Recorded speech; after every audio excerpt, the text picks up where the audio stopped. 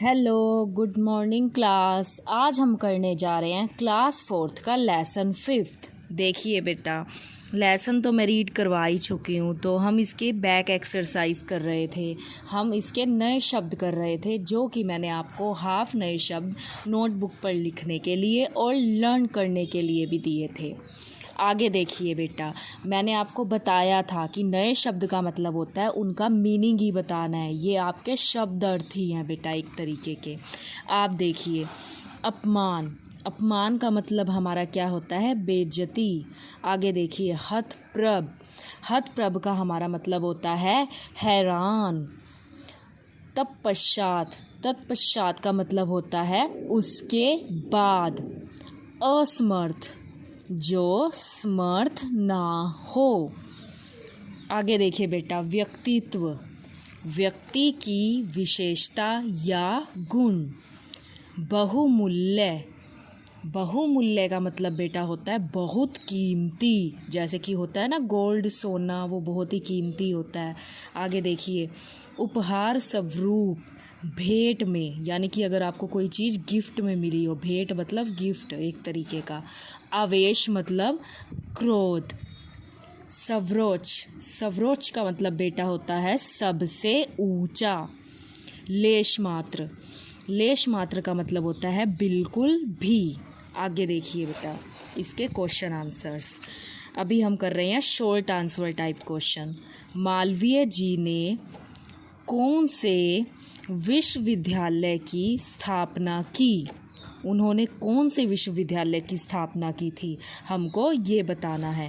काशी हिंदू विश्वविद्यालय। आगे देखिए, डॉक्टर राजेंद्र प्रसाद कौन थे? भारत के प्रथम राष्ट्रपति। आगे देखिए बेटा, मालवीय जी ने डॉक्टरेट की उपाधि क्यों नहीं स्वीकार की? उनको इतनी बड़ी उपाधि मिल रही थी लेकिन उन्होंने वो क्यों नहीं ली थी? क्योंकि वे ब्राह्मण थे। उनका मानना था कि पंडित से बढ़कर दूसरी कोई उपाधि नहीं होती। आगे देखिए बेटा, डॉक्टर राजेंद्र प्रसाद अपने टूटे हुए पेन को देखकर क्यों दुखी हुए? क्योंकि वह पेन उन्हें किसी ने उपहार स्वरूप दिया था। मीन्स उन्हें वो पेन किस में मिला था? गिफ्ट में मिला था बेटा।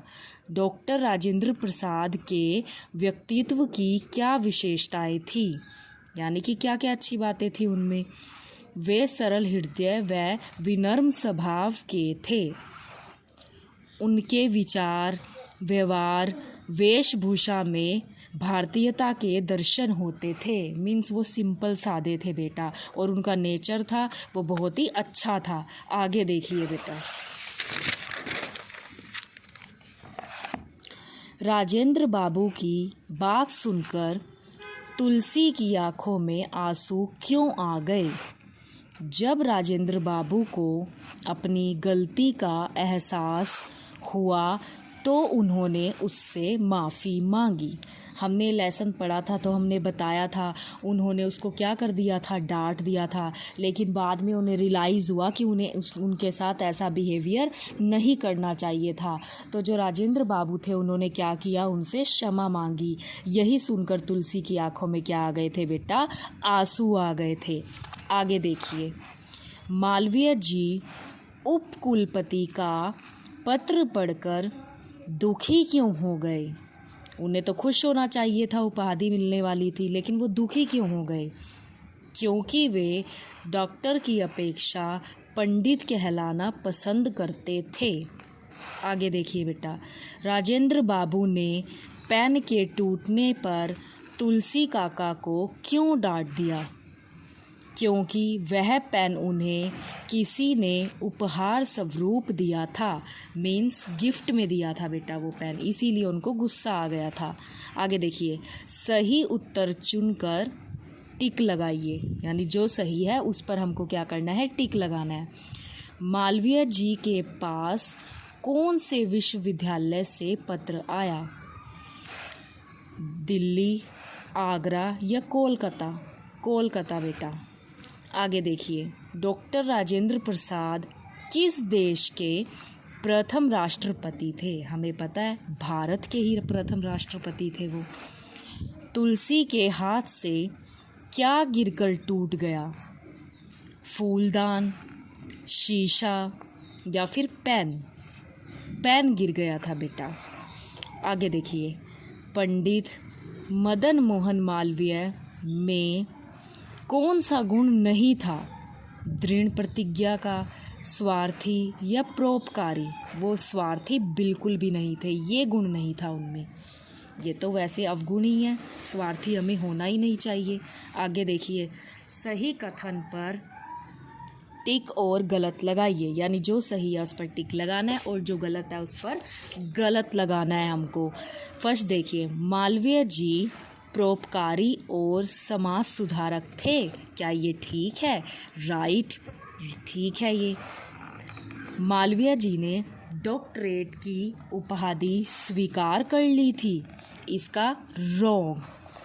आगे देखिए, डॉक्टर राजेंद्र प्रसाद भारत के, यहाँ पर बेटा क्या तीसरे राष्ट्रपति थे? वो नहीं, वो गलत कह रहा है, क्योंकि वो तो कौन से राष्ट्रपति थे? पहले।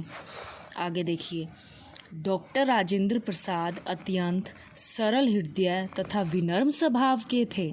Yes, right.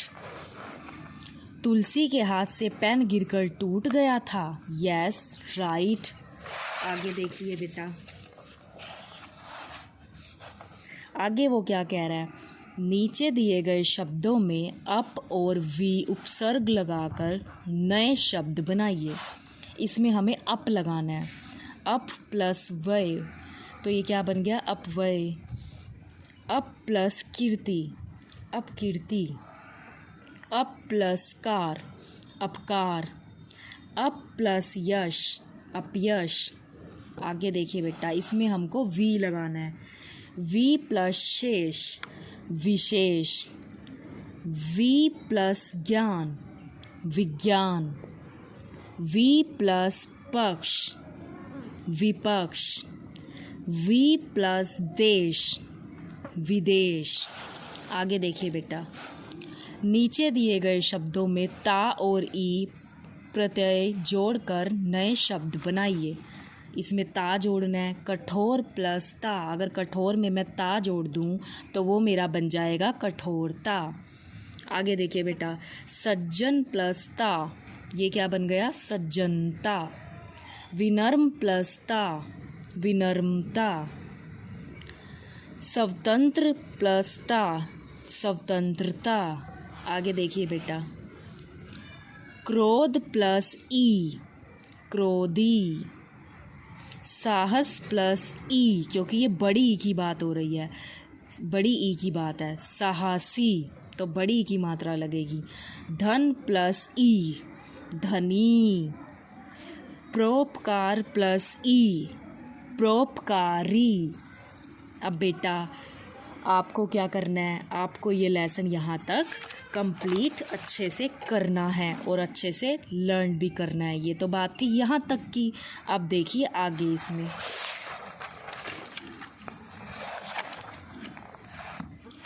नीचे दिए गए वाक्यों में क्रिया शब्द भरिए। देखिए, पहले तो हमें यही पता हो जाना चाहिए कि हमारी क्रिया होती क्या है। क्रिया जिससे किसी कार्य के होने या करने का पता चले, मीन्स उसमें कोई ना कोई काम हो ही रहा हो। जैसे अध्यापक जी पढ़ा रहे हैं, तो मेरी क्रिया क्या हो गई? रहे हैं। काम तो मैं पढ़ाने का ही कर रही हूँ। श्री कृष्ण कर्म योगी थे, तो इसमें क्रिया कौन सी होगी हमारी? थे। दादी जी कहानी सुना रही थी, क्योंकि यहाँ पे दादी जी है तो यहाँ पे हमारा क्या आना है? रही थी, इसलिए। आगे देखिए, महात्मा गांधी हमारे राष्ट्रपिता थे। आगे देखिए बेटा, नीचे दिए गए शब्दों के अर्थों में अंतर समझकर उनका वाक्यों में प्रयोग कीजिए। देखिए, एक होता है हमारा विद्यालय।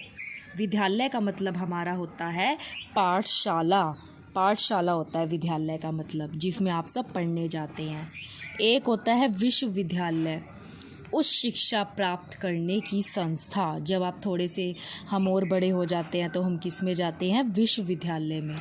और महाविद्यालय मीन्स कॉलेज। जब आप बहुत बड़े हो जाओगे तब आप किस में जाने लग जाओगे? कॉलेज के अंदर बेटा। और इनके वाक्य आप अपनी मर्जी का कोई भी वाक्य विद्यालय के ऊपर बना सकते हो। इसमें विश्वविद्यालय के ऊपर और इसमें महाविद्यालय के ऊपर। आगे देखिए, एक चीज़ होती है अमूल्य, एक होती है बहुमूल्य। अमूल्य क्या होता है? वैसे देखो ये बहुत कम बच्चों को पता होगा इन दोनों वर्ड्स में डिफरेंस। अमूल्य तो वो चीज़ होती है जिसकी कीमत ना आंकी जा सके, और बहुमूल्य क्या हो गया? बहुत कीमती, यानी कि कोई चीज़ जो बहुत ही महंगी हो। इन पर भी आप कोई भी अपनी मर्जी के वाक्य बना सकते हैं। आगे देखिए बेटा, गर्व। एक गर्व का मतलब क्या होता है? अच्छे कार्य पर किया गया अभिमान। जैसे कि आप बहुत मेहनत करो, आप क्लास में फर्स्ट आओ, तो आपके पेरेंट्स को आप पर क्या होगा? गर्व होगा, क्योंकि आपने खूब मेहनत की और क्लास में नंबर 1 पोजीशन पर आए। तो वो तो हो गया गर्व, मीन्स अच्छे कार्य पर किया गया अभिमान। और घमंड क्या होता है? स्वयं को बड़ा और दूसरों को छोटा समझना, यानी अपने आप को तो कुछ ज़्यादा ही बड़ा समझते हैं और किसी और को कुछ भी नहीं समझते। वो चीज़ हमारी क्या मानी जाती है? घमंड। इस तरीके से हम इस पर भी क्या कर सकते हैं बेटा? सेंटेंस बना सकते हैं। अब देखिए, हमने ये लेसन तो पढ़ा ही है, तो ये बात है कि पंडित मदन मोहन मालवीय के ऊपर आप कोई भी 3 या 4 लाइन्स इसमें फिल कर देना। आपको बता दिया उनका नेचर कैसा था, किस तरह के थे वो, और डॉक्टर राजेंद्र प्रसाद के बारे में भी, क्योंकि इसमें मैंने आपको 2 पर्सन्स के बारे में बताया, पंडित मदन मोहन मालवीय जी के बारे में और डॉक्टर राजेंद्र प्रसाद के बारे में। तो आप इनके बारे में कोई भी अपनी मर्जी से 3-4 लाइन्स लिख सकते हैं। लेसन में से रीड करके भी निकाल सकते हैं बेटा आप इसमें, ठीक है। तो ये लेसन आपका यहाँ पर कंप्लीट हो जाता है। अब आपको जो नए शब्द बच गए थे वो और क्वेश्चन आंसर्स अपनी नोटबुक में लिखने भी हैं, और लर्न तो आपको पूरी बैक एक्सरसाइज करनी है बेटा, और हम इसको अच्छा लर्न करेंगे बेटा। आगे देखिए, आज हम इसका नेक्स्ट लेसन भी स्टार्ट करने वाले हैं।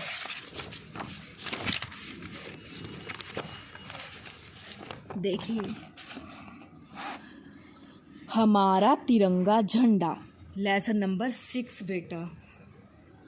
देखिए बच्चों, किसी भी देश के लिए झंडा उसकी आज़ादी का प्रतीक होता है। हमें पता है कि हर देश का अपना एक फ्लैग होता है, झंडा होता है, तो उसी के बारे में हमें बता रखा है। आगे देखिए, सब देशों के झंडे अलग अलग तरह के होते हैं। सब देशों के अलग अलग तरह के होते हैं झंडे। आगे देखिए, हमारे देश का झंडा केवल झंडा ही नहीं बल्कि उसका अभिमान, सम्मान और उसकी शान भी है। हमारे देश का भी एक झंडा है बेटा अपना। आज़ादी की हर लड़ाई तिरंगे के मार्गदर्शन में ही हुई, यानी कि तिरंगा तो था ही जिस टाइम लड़ाई हुई। इस पाठ में हम तुम्हें तिरंगे से संबंधित कुछ महत्वपूर्ण जानकारी देने जा रहे हैं। अब हमारे देश का जो झंडा है वो कैसा दिखता है, हमें उसके बारे में पता तो होना ही चाहिए, तो इसमें हम अपने झंडे के बारे में बात करेंगे। देखिए, जानते हो हमारे झंडे में कितने रंग हैं? आपने अपना फ्लैग तो देखा ही होगा, इंडियन फ्लैग, तो आपको पता होगा उसमें कौन कौन से रंग होते हैं। इसमें वास्तव में तो 4 रंग हैं। हम तो वैसे जर्नली बोलते हैं ना, तो हम बताते हैं कि उसमें 3 कलर हैं, लेकिन अगर वास्तव में सोचा जाए तो उसमें 4 रंग होते हैं, पर हम इसे तिरंगा कहते हैं। बोला इसे तिरंगा जाता है क्योंकि इसमें प्रमुख 3 रंग हैं, क्योंकि इनमें मेन तो 3 ही कलर्स होते हैं, केसरिया, सफ़ेद और हरा। जैसे देखिए, केसरिया, सफ़ेद और हरा, ये होता है हमारा बेटा इंडियन फ्लैग। इसमें मेनली तो 3 कलर्स ही हैं जिसके बारे में उसने बात की है। आगे देखिए, इन 3 रंगों में हमारी एकता की कहानी लिखी है। अब ये जो केसरिया रंग है, इसका क्या अर्थ होता है? केसरिया रंग बलिदान का प्रतीक है। हमें पता है ना कि देश की आज़ादी के लिए बहुत से भारत के वीरों ने क्या कर दी थी, अपनी जान भी गंवा दी थी ताकि देश को आज़ादी मिल सके। तो ये रंग जो होता है केसरिया, वो बलिदान का ही प्रतीक है। यह रंग उन वीरों की याद दिलाता है जिन्होंने देश को आज़ाद कराने में अपने जीवन का बलिदान दे दिया। वही बात इन्होंने बताई कि वो क्या हो गए, उनकी मृत्यु हो गई, उन्होंने आज़ादी की लड़ाई में अपने प्राण त्याग दिए। आगे देखिए, तिरंगे झंडे में दूसरा रंग सफ़ेद है। देखिए जो सेकंड नंबर पे है वो सफ़ेद रंग है, वही चीज़ वो बता रहा है। यह रंग शांति और सच्चाई का प्रतीक है। यह रंग हमारे विचारों की पवित्रता को भी प्रकट करता है। ये किस चीज़ का साइन है, ये हमें क्या बताता है, सच्चाई का और पवित्रता का प्रतीक है, शांति का प्रतीक है बेटा ये। आगे देखिए, झंडे में हरा रंग, ये जो हरा रंग होता है ये किस चीज़ का प्रतीक होता है, ये हरा रंग बेटा इसमें हरियाली और खुशहाली का प्रतीक है। यह हरा रंग हमारे देश की सुख समृद्धि को दर्शाता है। हमारा देश मेहनत करने वाले श्रमिकों का देश है। हमें पता है ना, यहाँ पर बहुत सारे श्रमिक क्या करते हैं, काम करते हैं। हमारे झंडे में चौथा रंग है गहरा नीला। 3 रंग की तो बात करते रहते हैं लेकिन वास्तव में तो 4 रंग है। जो चौथा रंग है वो गहरा नीला है। इस रंग से सफ़ेद पट्टी पर अशोक चक्र को अंकित किया गया है। ये देखो अशोक चक्र बना हुआ है ना, ये नीले रंग का बना होता है। अशोक चक्र में 24 आरे हैं। 24 आरे मतलब ये 24 तिलियां होती हैं इसके अंदर। यह भारत की गति तथा प्रगति का प्रतीक है। इसमें भरा नीला रंग हमारी उन्नति की सीमा को दर्शाता है। तो बेटा आज हम ये लेसन यहीं तक रीड करने वाले हैं। ये लेसन आपको यहाँ तक रीड करना है और इसे रीड करना है बेटा, जिससे क्या होगी, आपकी हिंदी की जो रीडिंग है वो इम्प्रूव होगी। ये पेज तो आपको रीड करना है और नए शब्द और क्वेश्चन आंसर्स लिखने भी हैं और लर्न भी करने हैं, और पूरी बैक एक्सरसाइज लास्ट लेसन की आपको लर्न भी करनी है। और अच्छा लिखेंगे बेटा और अच्छी रीडिंग करेंगे हम। Thank you, have a nice day.